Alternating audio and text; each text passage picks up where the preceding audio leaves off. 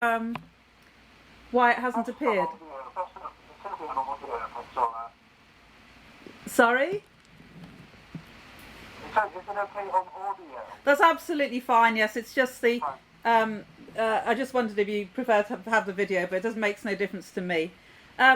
Before I start off with the questions, is there anything you'd like to ask based on the paperwork I sent you? No, to make sense for you, it's part of your sort of thesis, is it, basically? It is, yeah. I'll just go and sort of run through what I've already sent you, which is basically hope you're happy that I'm recording this session. I'm going to be using the data towards work towards my PhD thesis, and also any possible presentations or articles related to that. And for that purpose, I'll probably be keeping it possibly 2 or 3 years. It could be possibly kept up to 2019, but not beyond that. But it will be kept very securely on a secure server, and any material will be anonymized, so you won't be personally identified. If there is anything that might incidentally identify you because only you did it, I'd obviously come back to you and ask your permission to use that particular bit of information. Lastly, I'd like to say there's no right or wrong answers to any of these questions. I'm interested in your honest opinion. So I'm just going to check this is on. Right, that's fine.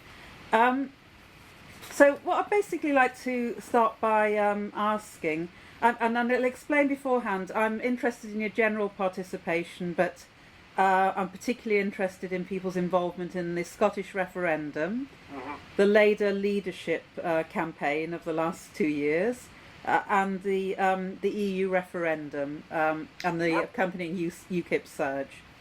So if I can start by asking if you yourself take part in any online political commentary or discussion of any sort, and could you tell me a little bit about it?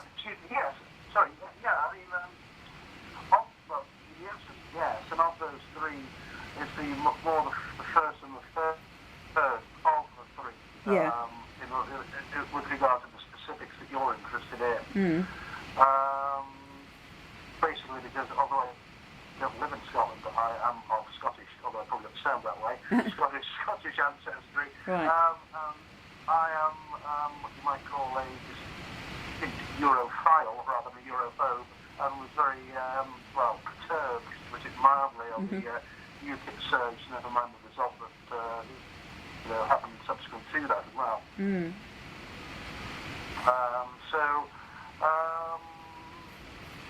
So you engaged in debate about that, did you? I mean, you were quite active. I was engaged in debate with regard to the Scottish referendum and also the EU referendum as well, certainly, yeah. And so what sort of groups or what sort of scenarios did you participate in? Was it with friends and family, or was it with groups or pages? Oh, goodness me. The answer is, with friends certainly, and that was not only online, but also face-to-face as well. We're concentrating on online here, but also on things like social media, be that generally Facebook and Twitter, and the odd blog here and there.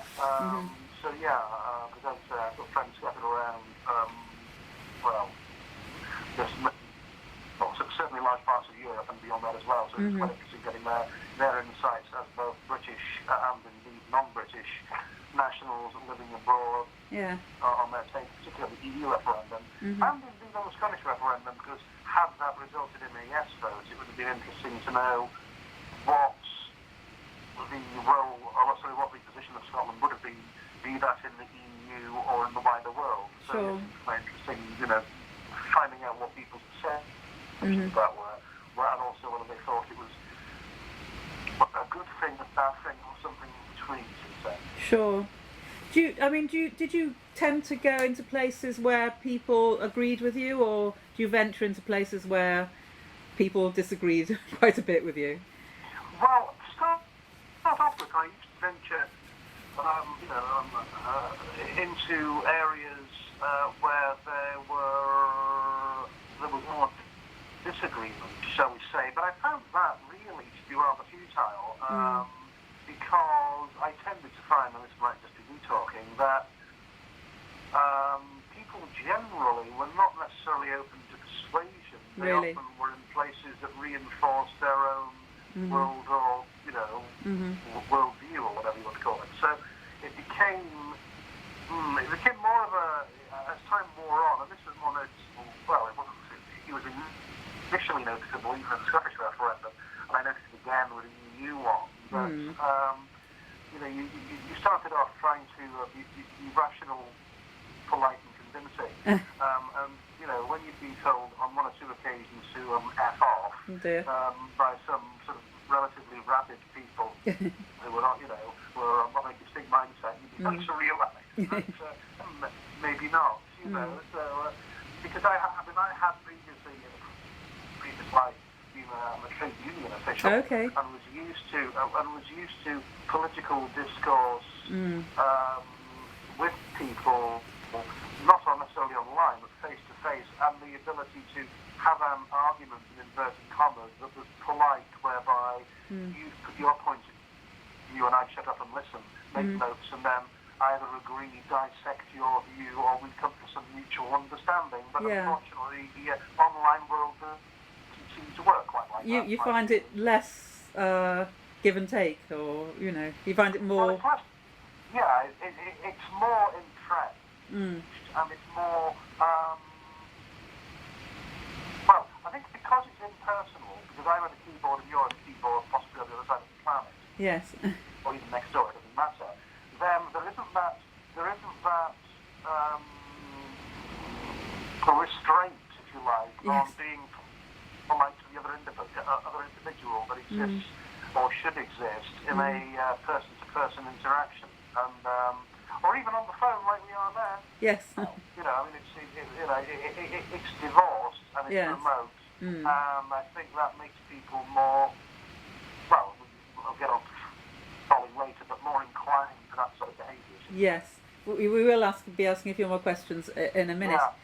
You mentioned being a trade union activist. Can I just generally ask you about your wider political participation? And the examples I gave were voting. I presume you vote if you're political. Well, I have steadfastly voted since first being able to do so. Yes, and I don't need to know the name of which one, but are you a member of a political party at all?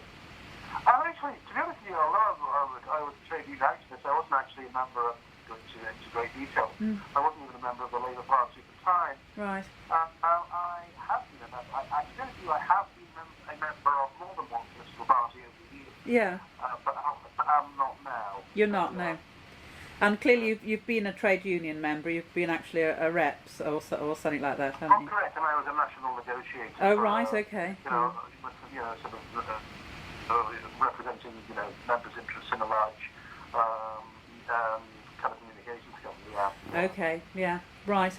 And have you been engaged in any wider social activism on any matters, like single issue politics or anything like that?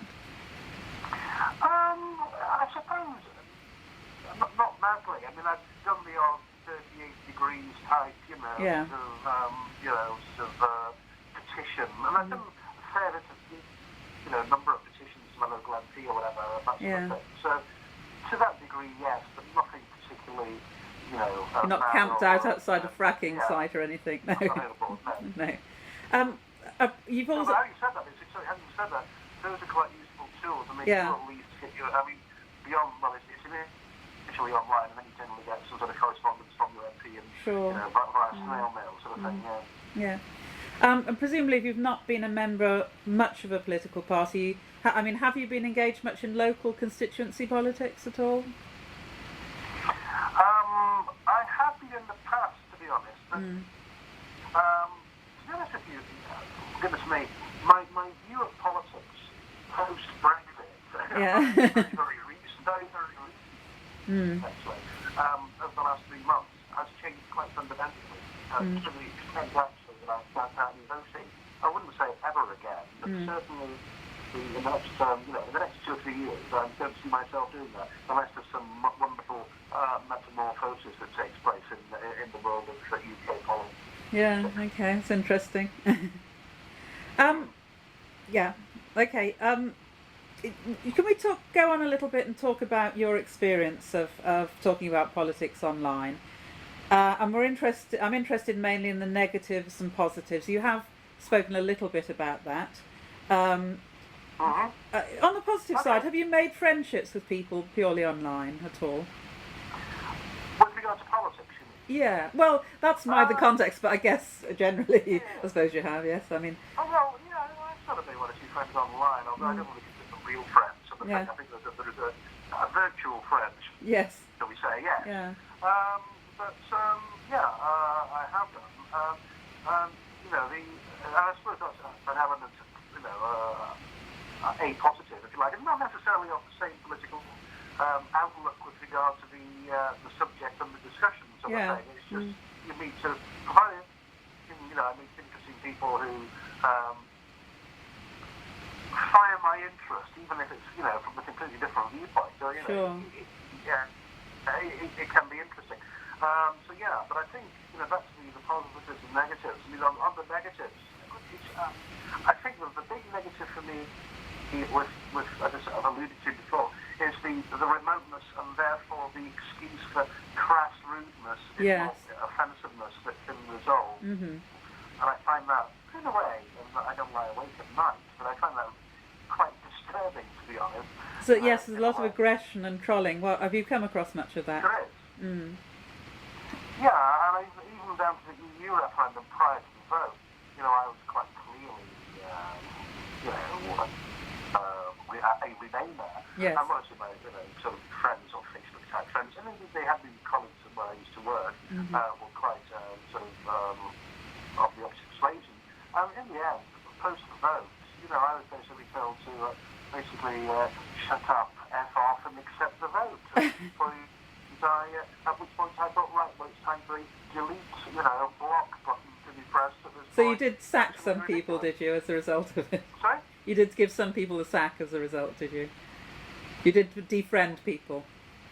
I did defriend them when they did that sort of behaviour. I just found that unacceptable, quite honestly. Yeah. Have you ever... People ought to be well aware. Sorry. Yes, sorry, finish. I was going to say that people ought to be well aware that any political decision once made is not, unless you want to sort of, commit national suicide or something, but it is not irreversible. No. Just because a vote hasn't gone one's way doesn't mean to say that you can't complain or, as others might see it, moan about it, and hopefully campaign to have that reversed in the future. Sure. It doesn't mean to say that it's an absolute. People are very much like that online. Whether it's the EU referendum, Scottish independence, or indeed, I haven't followed it much. I would imagine it would be quite interesting looking at the Jeremy Corbyn arguments, because I would imagine, is very much a Marmite figure. You can say that, yeah. People either love him or hate him, and I can imagine similar. It's a very much a sort of binary type of argument to people on that subject. Judging from your view of aggressive or trolling behaviour, I mean, I guess you may not have been tempted to do that kind of thing yourself. Have you ever been tempted to do anything mischievous online because of what the medium affords? Have you ever been... mischievous to an extent, I suppose. I mean, I wouldn't sort of... trolling. I wouldn't say troll people at all. But what I tend to do at the moment, occasionally, is when there are articles, on things like the FT or Le Monde or whatever, that, in other words, moderately reputable sources that support my view of why I think that, Brexit might not be the best idea.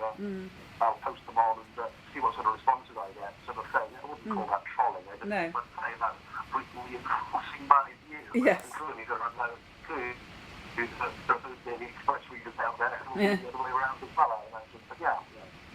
But and can I just ask, do you have any experience of this kind of binary political debate causing tensions amongst real friends and family and so on. So, could you repeat that? Do you have any, when we have these sort of divisive debates, have you had any experience of tensions being caused with family and proper close friends? Not particularly, because again, I mean, they might see me on Facebook and things, but I don't tend to get into conversations with them on those subjects because, again, I tend to know them, and they tend to be offline conversations with them, be they via phone or or actually face to face. And really, we arguably, I mean, we might talk about politics. I dare say we do, but we often have, I was going to say, better things to do than discuss politics. But no, we have other things to talk about, basically. So it doesn't tend to become much of a major issue. Okay, thank you. You've talked to me a little bit about your experience with the EU referendum. You said you'd also. I mean, I'd just like to explore those specific events a little bit more. Perhaps you could tell me a little bit more about your experience of talking about the Scottish referendum, which was obviously a little bit earlier. It was 2 years ago this month, actually, wasn't it? Yeah, that's right. That's an interesting one because I get in conversations with them. Obviously, I don't have I still have to use my maternal grandmother's surname, which was a Scottish name, perhaps more obviously than my own at the moment.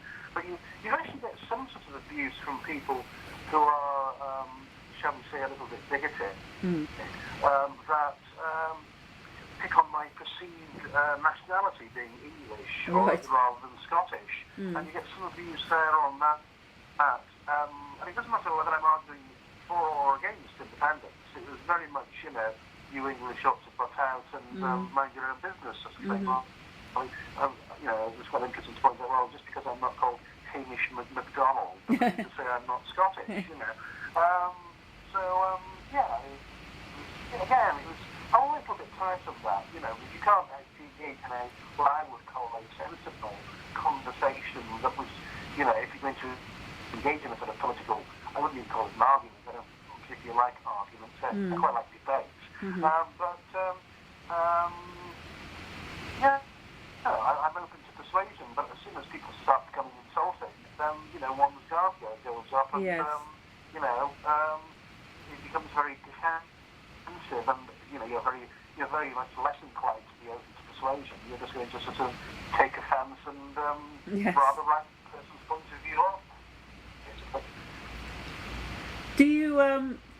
Did you notice any difference or change between the Scottish referendum debate and the EU referendum debate? Well, goodness me, it's an interesting one, isn't it? Although the choice in Scotland was to, much as with the European Union, to remain or to leave the Union, not the Union, it was, I don't know, it's difficult to explain, but I think that although it was obviously although you were dealing with people with nationalist sentiments in Scotland, as you could argue UKIP are as well, not the EU, or perhaps England more than Britain, but I don't know, it was more of a positive view of the outcome rather than a negative, if that makes sense. Yeah. In other words, all right, I suppose your classic kipper, your classic UKIPper always thinks, it's Independence Day, we're free to trade and rule Britannia and all that sort of argument that they have.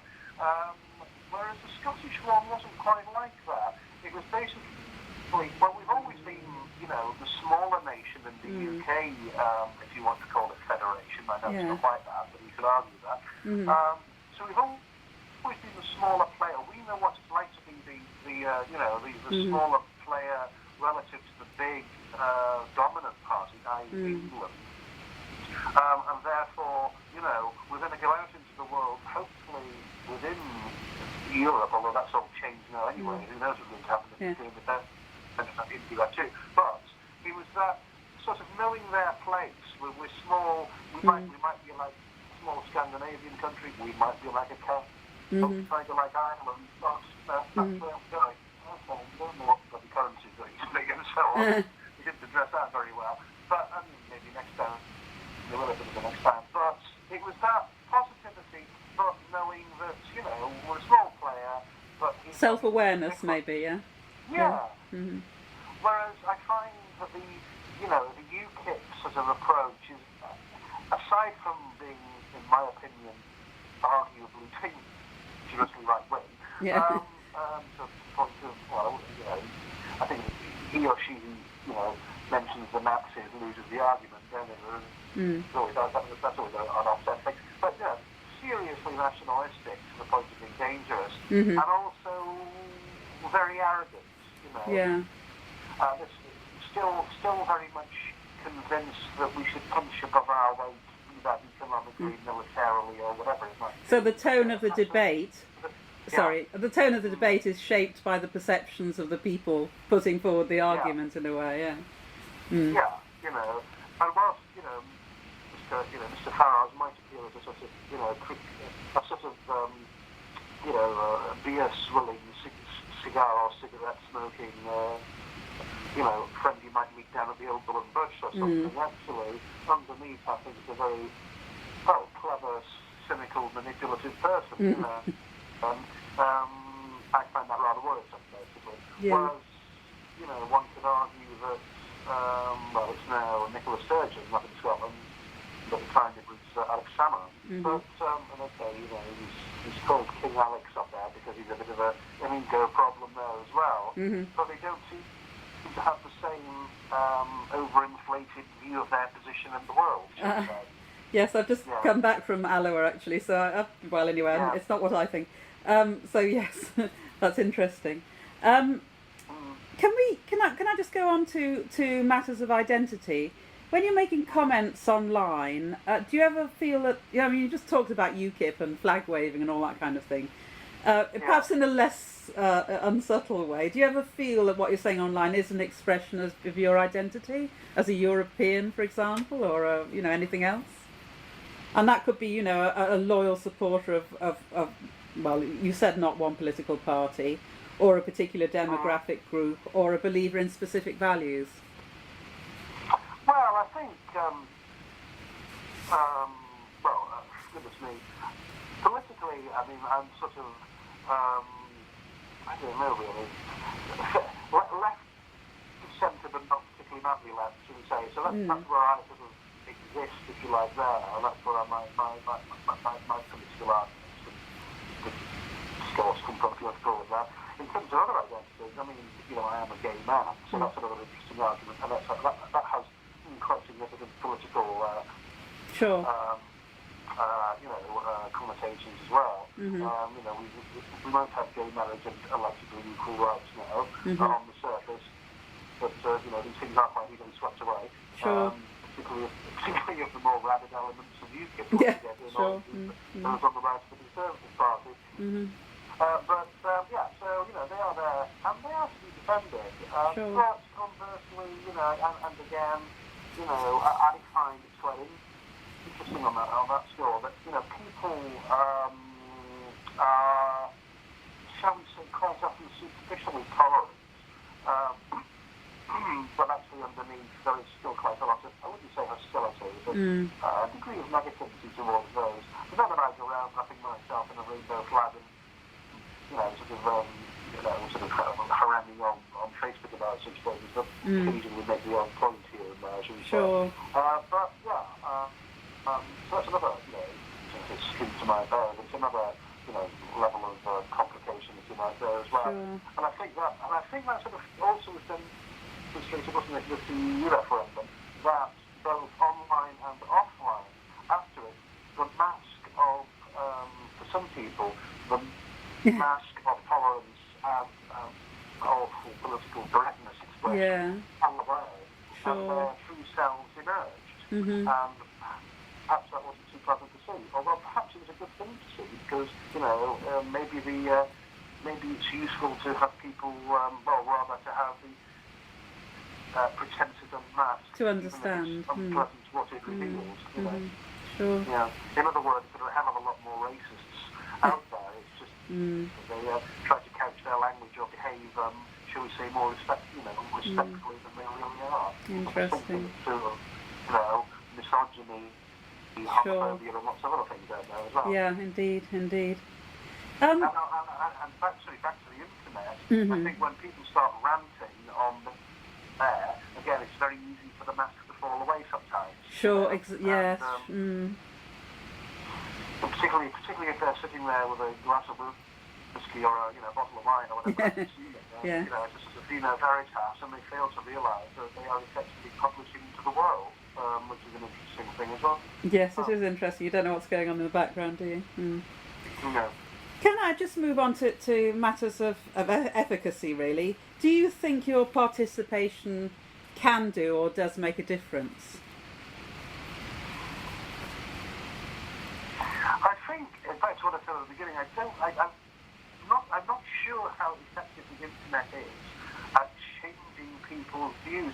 I think things like Black Lives Matter perhaps create more awareness, let's say, and that's a good thing. And there are lots of other campaigns similar to that. But in terms of one's own political opinion, I think really quite often it just becomes a sounding board for people to spout forth, shall we say, and let off steam and let the world know what they think and how immovable. That's your experience, is it? Yeah. Yeah. That's what I was trying to say before. I don't think, given that it's remote, and given that you're tapping away on your phone or on PC or iPad or whatever you've got, possibly sitting there getting annoyed, and possibly aided and abetted by alcohol in some cases. People just, I don't know, it just becomes a sounding board for their own views, really, to reinforce them. I'm not saying that's uniquely the case, but I think it's more prevalent than if you. Well, I'm not encouraging people, well, they wouldn't do it anyway, to enter their local, town hall or village hall and have a sensible political discussion about, whatever affects them. Because people don't do that anymore. But politeness has gone out the window. Entrenched views seem to be very much more for the order of the day, I think. Okay. Would you say you had ever changed your mind as a result of what you'd seen on social media? Oh, that's a good one.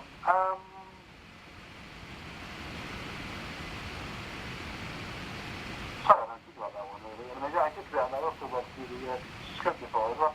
I don't know. You can always come back to me with a message or an email. Sorry. I suppose, I don't know if people changed the view, although, well, I suppose, back to the Scottish referendum. I started off as a cynical unionist, and sort of became less cynical and more of a nationalist as it wore on, actually. Yeah. So I suppose, yes, it did. Yeah. Whereas the EU one, I was very much,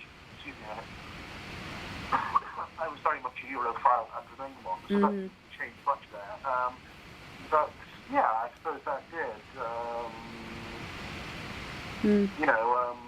I was open to because my initial position perhaps wasn't so, I wouldn't say extreme, but was sort of grounded, shall we say. I was open to persuading. Yeah.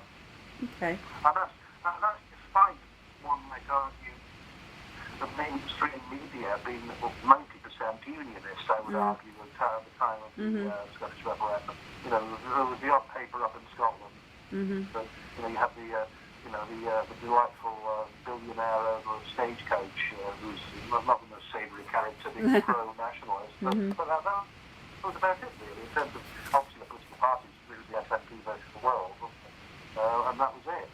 Yeah. Sure. Okay, I just want to move on to your general sort of media consumption, and I'd like to ask, where you get the information that informs your political opinions. And I did send a list to you, which was mainstream UK media, on or offline. Yes, you did. I didn't really come to me. I have put notes on it. Yeah, don't worry. Well, I mean, right, sorry, go ahead. I use understand that mainly I suppose, BBC Online and that sort of thing for mainstream UK media. That's the main UK broadcast medium, if you want to call that. I also use things like sort of FT, Economist, and then the good old not so light-hearted, because it's quite incisive, things like Private Eye and so on. So that's quite good. And then I do look at quite a bit of the European, well, not European, Washington Post, New York Times I look at, and then it's sort of European newspapers, so El País, Le Monde, and things like that. Okay.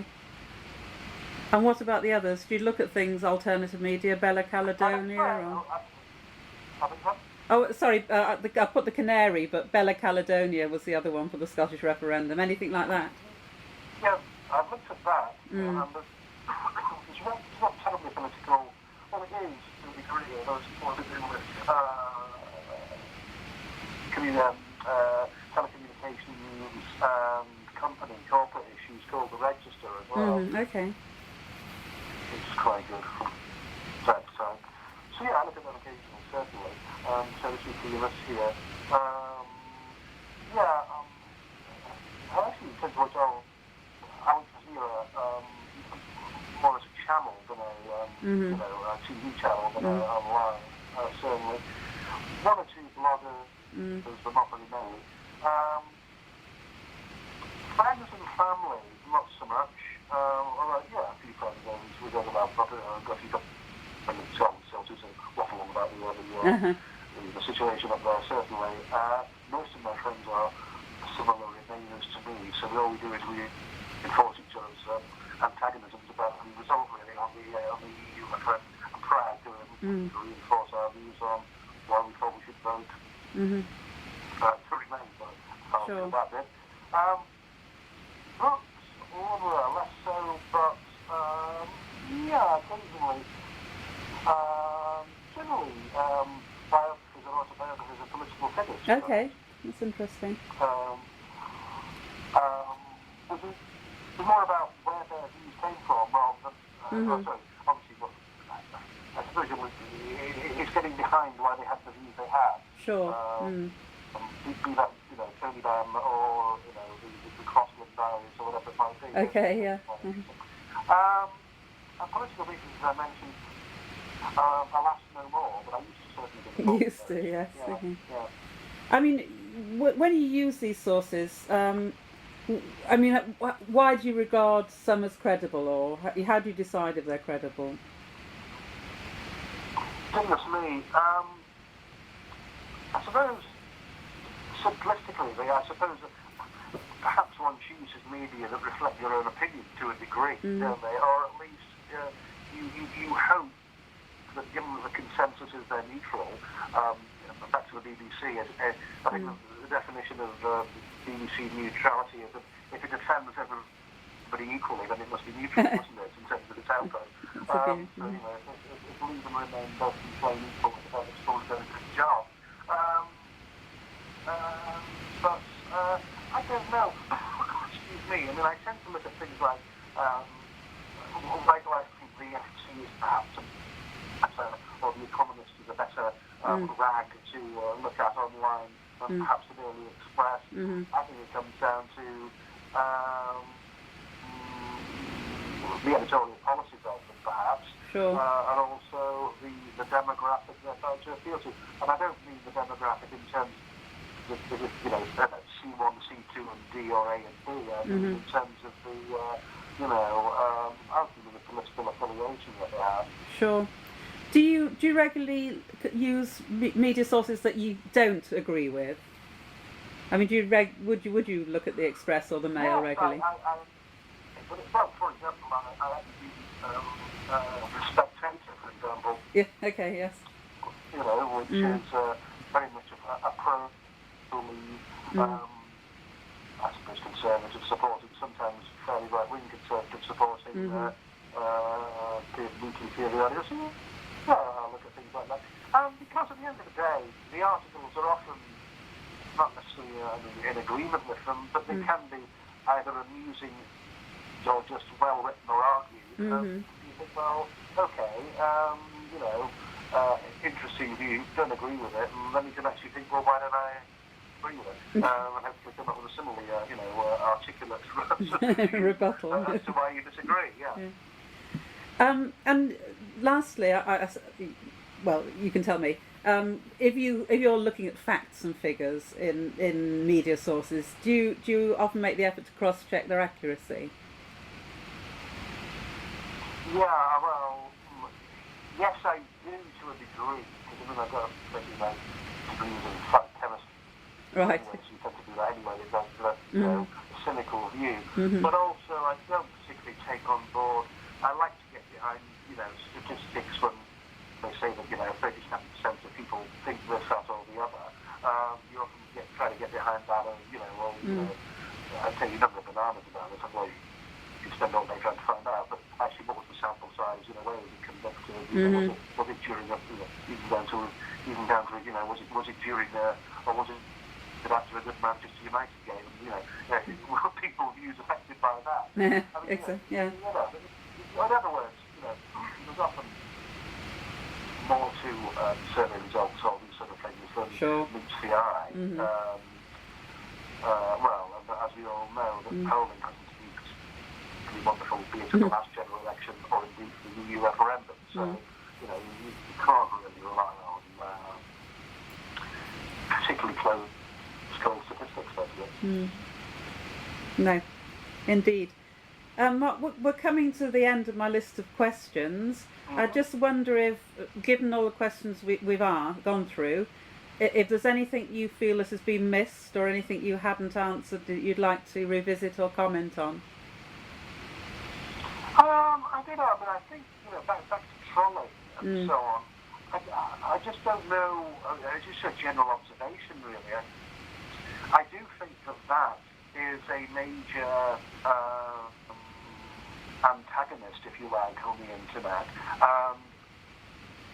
I'm not offering a solution because I certainly haven't got one, but brighter people than me might have that. But if that could be addressed, then I think, you know, it would become a more serious and more credible means of expressing political opinion. Right now, it's very much not dominated, but contaminated by people who do that, basically.